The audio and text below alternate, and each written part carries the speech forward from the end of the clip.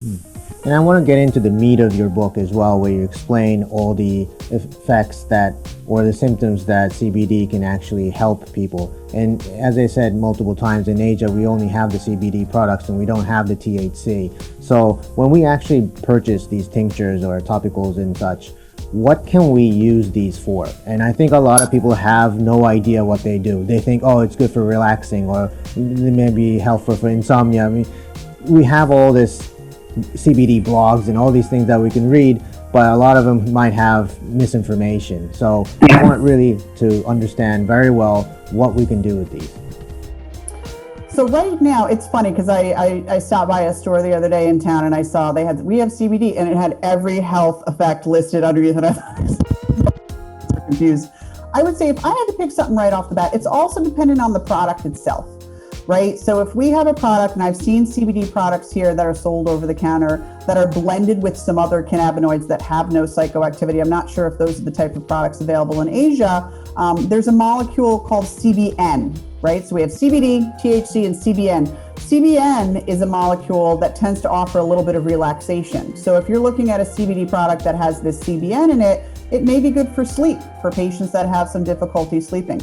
You want to take that maybe an hour or two before bed, and then maybe even a second dose 4 hours earlier than that. So you're getting it into your body regularly. I am a triathlete. I do a lot of exercising regularly, so I'm always hurting myself. And I put CBD in my coffee every morning. I put about 30 milligrams in my coffee every morning because it helps just kind of keep me where I want to be in terms of pain control.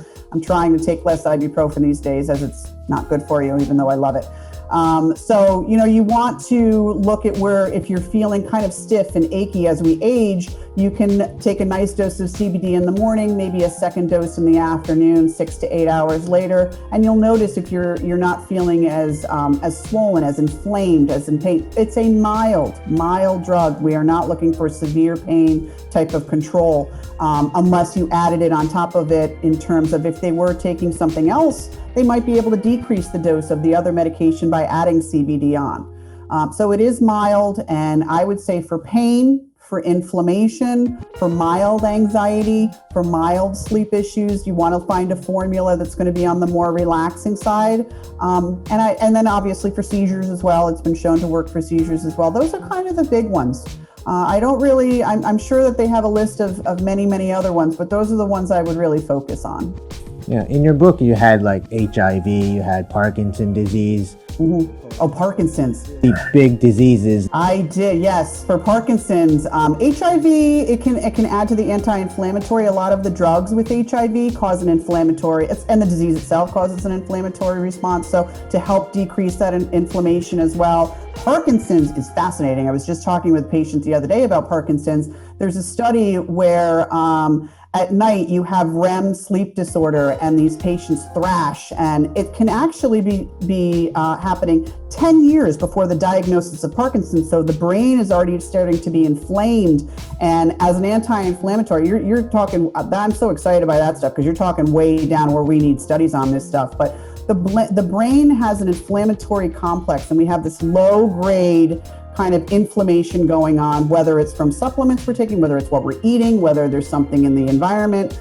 And this low grade inflammatory complex can lead to degradations in the brain that cause either Parkinson's symptoms or dementia symptoms. And so by keeping some of this anti-inflammatory CBD, there's an idea that we may be able to slow down the progression. One example of this with Parkinson's is this REM sleep disorder, which, as I mentioned, can be happening way before Parkinson's is even diagnosed. And patients will laugh and scream and yell and thrash and can really, cause a lot of problem for their sleep partner.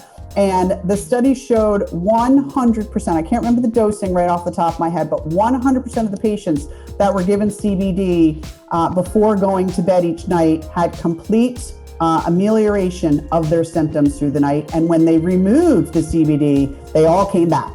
So for patients that, I thought it was fascinating. So for patients that deal with this kind of thrashing nighttime, or maybe even night terrors or other kind of issues, CBD taken before bedtime could be a good option. I would start with 10 milligrams at bedtime. If they found that wasn't good, I'd try 20 milligrams the next night. If not 30 milligrams, I'd go up to probably 100 milligrams before I would say, okay, that's probably not working for me. But for patients that have sleep disorders, it is a possibility because it does work on that brain inflammation. We're talking the need for that, and down the road is very exciting because there are no medications available for the progression of dementia and the progression of Parkinson's. So yes, very exciting for that.